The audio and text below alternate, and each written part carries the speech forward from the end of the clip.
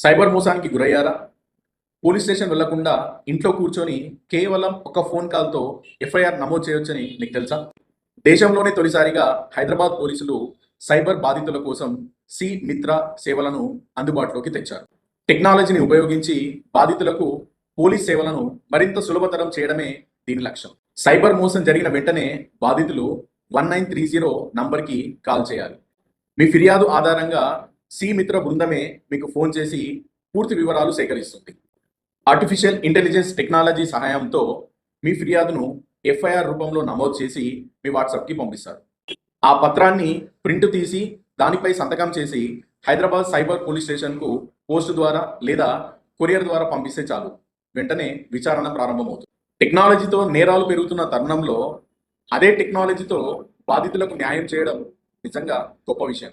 ఈ విషయాన్ని మీ స్నేహితులకు, కుటుంబ సభ్యులకు షేర్ చేయండి. అప్రమత్తంగా ఉండండి.